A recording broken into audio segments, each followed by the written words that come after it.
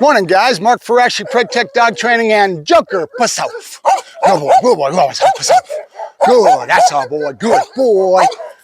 Good boy.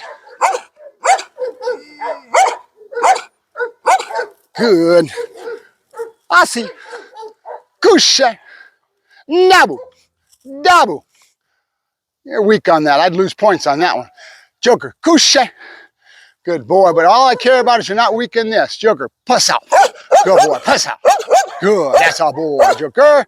Yep, good boy. Up, yeah. Up, yeah. Good. That's my boy. Up, yeah. Good. Up, yeah. Good. That's my boy. Good boy. That's the boy, yeah. Good boy. Back up. Good. Weave. Good boy. Weave. Good. Around. Around. Around. Around. Good boy. Yep. Kushe. All right, guys. Mark Ferrasci, Tech Dog Training with Joker. And I wanted to start out the morning, and I kind of have a fireside chat. All right. I ended up having my interaction with that gentleman online that we had a blowout in our relationship. Come on. Good boy, Joker. Joker, kushe. Here. Up, yeah. Good. Up, yeah. Kushe. Paboje. Joker. Yep. Up, yeah. Nope. Can you do it on the ground like that? Can you do it on the flat? Up, yeah. I know you want your treat. Yes. Good boy. All right. So it's got me thinking a lot, right? He's upset. He's butthurt because I came out and pulled the rug out from underneath his online social media and putting himself out in a certain way that he's painting a picture. An image is everything for him, right? So that being the case, there's a lot that's going on emotionally with me because I'm dealing with this, you know. One of the things I thought of last night, and I sent him a message about it because I wanted him to really understand. He doesn't understand. He's reacting in such a way that he thinks that I did this. He's calling me a backstabber. I'm this and that. I'm not too worried about it. But I told him last night, and I'll tell you guys now, the reason that I did what I did and the angst that I showed him was not for that. It's so deep compared to, right? So that being the case, I wanted to kind of go over that. And one of those things, the fireside chat here, a little bit of a heart to heart, right, is what I try to put out in trying to give of myself and my 30 years plus of experience in the trade and seeing it evolve so much and change, and people come and go constantly in our trade. The kids that are hanging their shingles up, poofed in, they'll be here maybe a year, maybe 2 years, and they're out of the business and they're on. This is just evolution of our industry. And some of this stuff I'd like to stop by being able to put myself out there and express this stuff so that people that when they're young, starting to want to get into the Joker, come here, into the industry, start to think about things, right? And I mentioned it a week or two ago about what would I do in cultivating a dog trainer if I had a young man that was my son or daughter or whatever it may be, and I wanted them to go into the trade, or they wanted to go into the trade, better yet. Joker, come here. Good boy. Good. Come here. Kushe. Good. That's my boy. I would want them to do it in such a way that they adhered to a certain criteria so that they could get respect from their peers and they could have a better longevity in the industry. And one of those things I mentioned was going to a reputable school, right? And then coming out and do not hang a shingle up, because when you do that, you don't have the experience yet. You think you do. A school is going to give you the rudimentary fundamentals and the baseboard of what it is to be a professional trainer and teach you the science of it.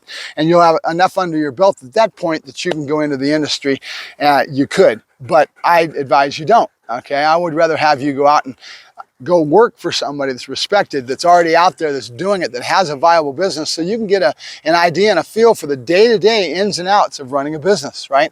Dealing with the customers, giving lessons, and then all the more so having that guidance from that individual or from that company that allows you to be able to have that I want to say babysitter, but that's not the right word for it. That person to watch and guide you and to develop your skills and let you get enough dogs under your belt with their company, because you're being pushed to produce product and have to take a load, like I said, handle so many dogs, that you end up being able to understand what it means to handle that load.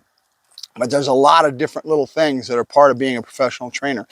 And when I started as a kid, it was when I went out and I got a dog that was down the street. Somebody wasn't taking care of a little Australian Shepherd. It's before I got my first dog. And I'd already kind of been wanting to be a dog, but I didn't know at that point. I think I was about 9, 10. Maybe I was about 11 years old, because then I moved from there to out into the way out in the boonies. So I got this little Australian Shepherd. The people weren't taking care of it. It followed us all the way downtown. A bunch of us went downtown or walked, and then we walked all the way back home. And when we did, this little dog followed us the whole way. It should have been at their house, but it followed us. So I grabbed that dog and I took the dog into my backyard and I started playing with the dog, and I knew right away that Australian Shepherds are just smart as hell. And I started playing with it towards training. And I bonded with that dog. That dog was such a cool little dog. And I knew at that point what I wanted to do in life. I knew I wanted to become a professional dog trainer. So I played with that dog for a few weeks until the folks down the street saw me with the dog, and they ended up coming, hey, that's our dog. And they took the dog back, and it crushed me. It really did. And this was what drove me to wanting my own dog, you know. So that initial development of relationship with an animal and seeing what an animal is all about and bonding with them at a young age like that is what did it for me. And I think every trainer, every young person that goes through wanting to become a trainer does the same thing. They bond with an animal, and they realize the magnificence of what an animal is all about, how much that animal is willing to give you in that bond. And that's the love that makes us want to be a dog trainer. Okay, that's the initial. Then we get into the science, and we start manipulating the dog's behavior, and we start working towards a sport. A lot of them right nowadays, they go towards IGP, Schutz and IPO, whatever they're calling it today, or ring sport, whatever it may be. And they learn to have that bond with that animal and work towards a sport. And then they get, let's say if they're doing PSA, all of a sudden there'll be a PSA weekend where they have the guys show up to do the certification. And one of the guys has been working real hard towards doing it, goes out and gets certified. And he starts feeling more and more like he's a dog trainer, right? He's getting high on it. The age of the decoy, I like to call it today. Joker, with me. Good boy. Get over here. I don't trust you. You'll take off on me. Good boy. Good. Couché. Pabouche. I'll be yakking, and he knows I'm distracted, so that's when he gets up and takes off on me. So then that bond and that growth between the young person and the dog ends up growing, and they end up hanging a shingle out. That's what's happening nowadays. This is the repetition that happens again and again and again. So I was telling my friend last night, I clued in on something and started thinking about something. There's another aspect of being a professional trainer. It's the most important part. That you are a teacher, you're a guide, you're somebody that helps your customers overcome neurosis, overcome all kinds of problem behavior based on their ignorance and their lack of understanding of animals, of the dog. And that dog being in their family, and they're having problems when they come to you. And that neurosis, that behavior, that psychological aspect of what's going on between that relationship, the customer and the dog, is myriad of manifestations based on breed, based on drives, based on relationship and environment that person brings you, right? And then you sit there and you analyze it and you say, okay, and you get a feel for that customer and that dog's relationship. The first thing I do is consultation. Why? Because I want to see that dynamic. And I make the customers come to me at the park, and I meet them at the park, and I do a consultation, and I'm looking for that dynamic. What is it that this person and that team need to... And then I'll sell the client, and I'll get them into my kennel, and I'll start working the animal. But now that client is paramount to me. Their education, their growth, their learning, and being able to grow with a relationship with their dog is my main job, right? Being a teacher, being a guide, right? That is the most important thing of being a dog trainer. And because I've been doing this for so many years, I've seen it again and again and again, thousands of times. Of all the dogs that I've worked, little poodles and chihuahuas, and every dynamic's a little different. People pick dogs for different reasons. The person that comes to me with a chihuahua usually is a lady, and she's my little foo-foo, and she nookums the dog to no end, and the dog's a little neurotic mess, right? Every dog in relationship with that owner is a little different. People tend to pick dogs that kind of go within their psyche, that meets something in them, right? And then that dynamic is what you end up getting when it comes to you. And again, it could be a myriad of neuroses they've caused in that relationship dynamic, right? So what I'm talking about with this video is for you guys to understand that the most important thing that you do is not training the behaviors of the dog and that bond that you started with when you first started that make you love this trait, right? That's only one aspect. But as you become a professional and you get better and better and better, you're dynamic that's the most important part, and the one that you should lead out with and always be aware of, is how much you were there to guide and educate and teach that customer and have them grow with their animal to a point when they walk away, they've got a lot better relationship with their dog. And they can, and hopefully if you get them to get into it, maybe they'll get into protection, maybe they'll get into something, they'll grow into our sports and our activities that we do, agility, whatever it may be. And that's a cool thing to see if that happens, right? If that happens. But 90% of the time it's not going to. They're going to go into their lifestyle and they're going to fall somewhere, right? They're going to get back into their lifestyle and they're not going to do anything. They're going to couch potato, and they paid all that money and they pissed it down the hole. You know, as I always tell, I've got a lecture for my people when they come to me, you know, that reality and truth is, if you don't get off the couch and you don't work that dog, you're pissing your money away. Right? So that dynamic is going to fall wherever it's going to fall when they get done with your course and you give them their first few lessons, and you're going to find out, do they dig in deeper? Do they want more? Do they get into this activity with their dog? Do they grow in the industry in some way? Not that they're professional, but you get my point. Do they get into a sport? Do they get into agility? Do they find something interesting that they can enjoy that company with their dog? Right? That's what I love to see. Does it happen? Most of the time, 90% of the time, no. Most people just get into their lifestyle, they go along, they use your services, you've done your job, and you do the best you can by the customer, and it's done, it's over with. But that's what I'm trying to get across with this video.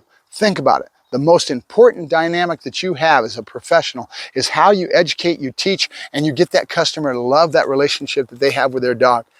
And you hopefully get them to grow somewhere in it. That's great if you do, but there's what I'm talking about. That's much more important overall as you being a professional than that relationship you started out with that made you love dog training. We all go through it, guys. Animals are just, the dogs are such a magnificent gift from God, right? There's nothing like it. And I know that because it swells my heart. Every day I get up. When I get out here to this Mother Nature and I look at my dogs, I just put them all the way into the kennels. That love is there, and it's deep. That's what drives me. That's what makes me go, yeah, I'd like to make a living at it. Yeah, I'm always struggling to do it. But you know something? I end up being kind of halfway in between all the time, because you know something? The business end of it and making a living and being rich and being famous and being the big man on the totem pole, that doesn't matter to me as much as what I do every day of the week and get out here and do my thing, and the education that I've got to give my customers and to give you guys. This is what drives me. That's why I do these videos, right? To pass on some of myself to you guys so that you learn and you grow, and that hopefully I'm some kind of effect on my industry, right? And I'd love to get into certain things in the industry more towards my interest, my drives, which is a higher caliber of working towards law enforcement and that sort of thing, because they're doing things that I've never been able to experience as a civilian. And it's about getting through that blue line. How can I get it? I see a couple trainers out there now that are riding a wave. They're not law enforcement, but they're good with being a decoy, and they understand the psychology of dogs, and they're doing seminars throughout the country. I admire that. I respect the hell out of it. They're lucky as hell. They've gotten through that blue wall because they're hanging with the boys, right? Their application now is into scent work and into doing things that are in a higher caliber of work that I would love to be able to do. I've been wanting to do it for 30 years, but I've passed my prime. I'm not going to go out and be an officer, so I passed it. So I've found my own little way. I'm working at it now, and I won't go into it, but hopefully in a few years we'll be through that blue wall. We'll get out there and we'll be able to be hanging out with the boys and the girls in law enforcement and towards a higher application, search, rescue, whatever it may be, that we're doing things that are a higher application with our dogs, because that's what drives me.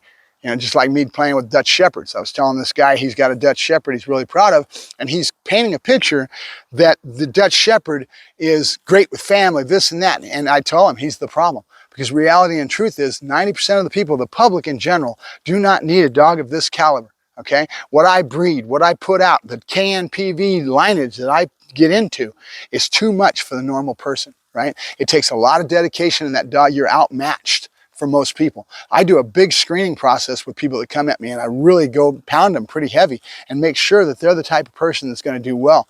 Dante's owner's kicking ass with that dog, but he's also going to get his dog worked with Carlos Ramirez, and he's every day he's out there with the dog. People, places, things, that saturation of environment.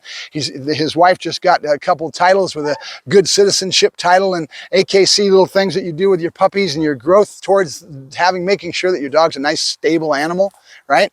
They're the epitome of the type of customer that I love. right? So I did a good job in selling that customer the dog, but I didn't sell him right away. What I did is I made him let me do the imprint of Dante. I did all the imprint of the puppy development. Once the dog was a certain age, about 4 months of age, 4.5, he went to him in Atlanta, and I hooked him up with a good trainer friend of mine that used to be here in LA that now is in Atlanta, Redemption Road Canine, John Anthony. John, shout out to you, buddy. So he's working with him now, but then he's going to go back down to Florida where he's got a hub, and that's where he really lives. And he's going to go into Florida, and he's going to let his dog get trained and spend some time with Carlos as him and his wife travel a little bit over the summer. Right? Then they'll come back and they'll work with Dante and they'll work with Carlos, and they'll take the dog back. And each time that dog matures and he develops towards what they want, which is a personal protection dog, something that's going to protect their home and their family, because times are getting rough and that's what they wanted. They're thinking way ahead, right? But they putting in that time, that energy, that love of loving that dog. And that, to me, that makes my heart swell, because the dog's got a good home. It's a good thing. All right, I'll let you guys go. I started yakking this morning on this because my mind was on it. I like to try to bring you guys the day-to-day of the industry and what I go through on a day-to-day process. And I hope I've done that today. So I thank you very much. Mark Ferrasci, ProTech Dog Training, signing off. Talk to you later, guys.